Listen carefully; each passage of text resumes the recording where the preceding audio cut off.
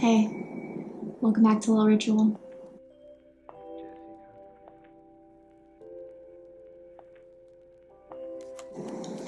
I am now in South Side, Philippines, in Laguna. So we're out of the city and we're basically out in countryside, if you will.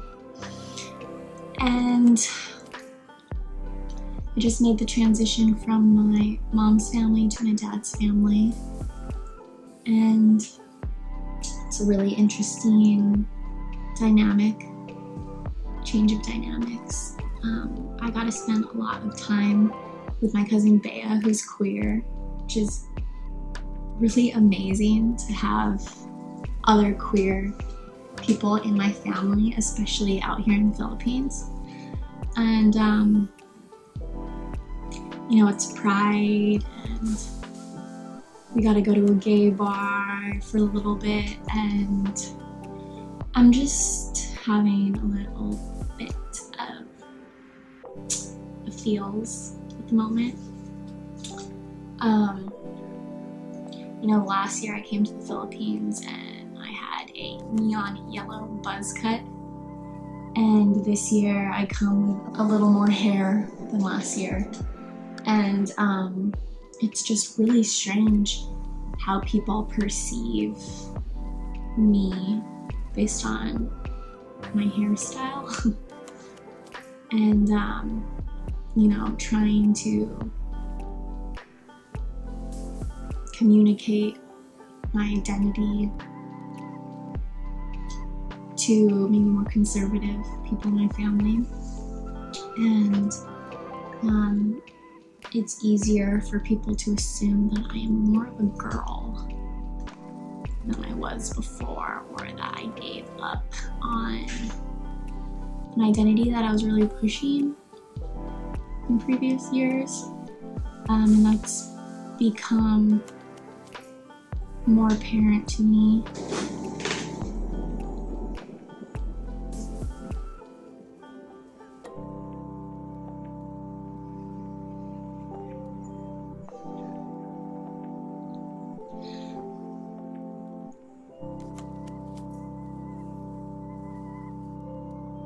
I was going as they, them for about a year or two until it became too hard.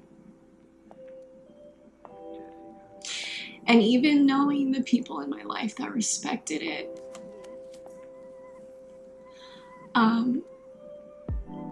it wasn't convenient enough for them. And I could tell that a lot of people did really try to respect my gender.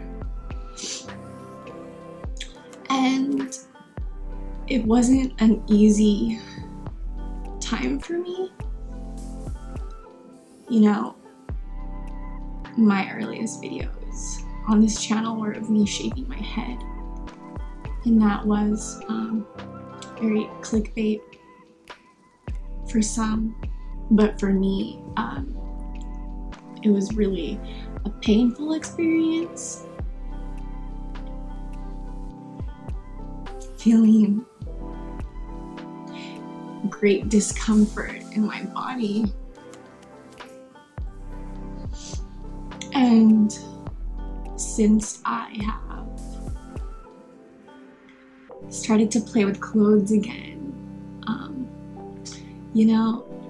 I have to admit, men's clothing's really fucking boring sometimes, If I could express the masculine side of me and still be able to maintain my eccentricity and, my expression, then maybe it would be easier to communicate to people that I'm not a girl, that I'm not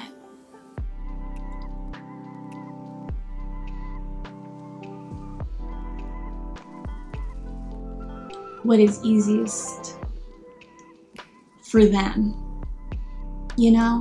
and I became more comfortable in my own body because it was a huge process for me to stop hating what I was in, and I was able to just play with clothes.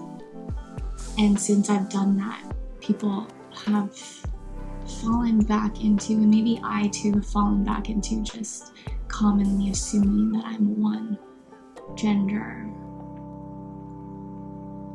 And, you know, I even had some like child, like this, I don't know how old, some 12-year-old boy comment on my Instagram, "You're not a boy, you're a girl." Again, this is why I'm not famous online, because any little jab really sends me spinning, and a lot of people can assume that that's really petty and stupid, but it's not.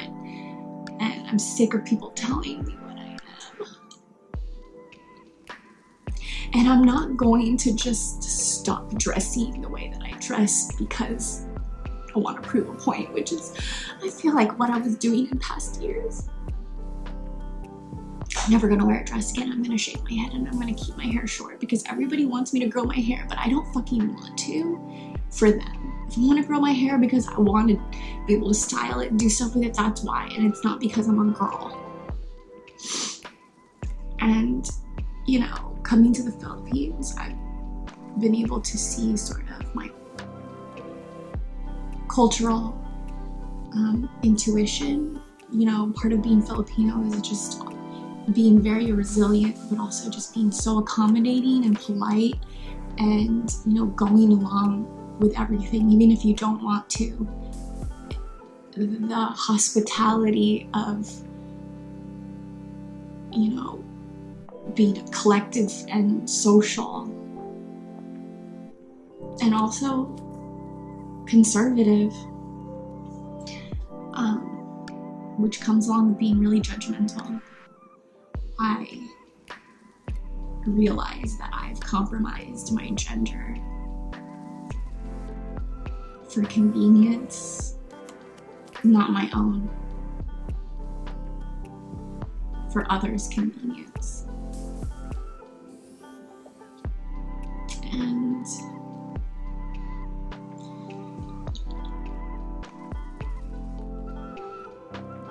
you know, I stopped going by they, them because it just seemed too hard to explain, to uphold, to force people to recognize me.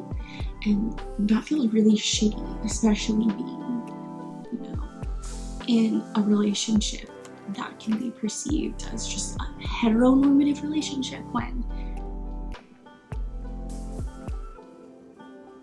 I can't prove to people that I'm queer, can't prove to people that I'm in a queer relationship, that I'm in a queer body.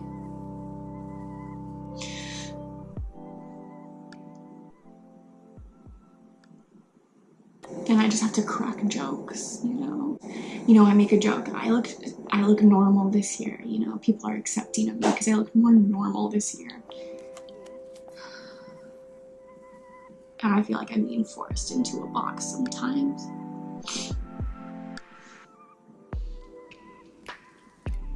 That, like, queer culture has been evolving in certain circles, that it's easy for them to recognize, but not so easy for most others. And I even call upon myself as she and her because it's easier. But it's not. Every time I say it out loud and every time I hear it said to me, I cringe. All I feel is inauthentic pain. And, you know, I try to convince myself, like, maybe you're not. You know, maybe you're not whatever these terms are, which none of which I really even identify with. Am I gender queer? Am I gender fluid? Am I non-binary? Am I trans? Like, I can't even pinpoint it because it doesn't feel enough mine, and I feel like I'm taking up space, and am I even in enough pain to be able to say these things? And if I hear people call me she and her and I feel a pain in my body every single time, that's something that nobody gets to deny me of. And yet I still make myself smaller and smaller to make other people feel comfortable and accommodated.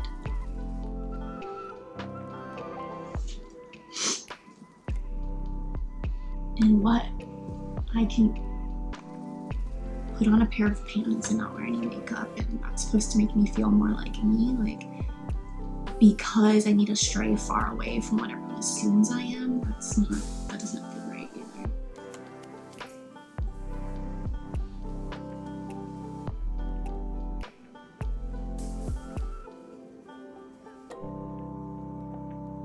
You know, I met a few babies on this trip. I fucking love babies. And one of the babies that I spent a lot of time with, you couldn't tell if they were a boy or girl. And you know, it didn't really matter. And in my mind, I was able to sort of switch in between sort of perceiving them as a boy or perceiving them as a girl, because no one had told me, you know, and I wasn't gonna ask because it didn't matter to me. And it made me really excited to maybe one day have a child and hope to rear them in a way that doesn't force them into anything.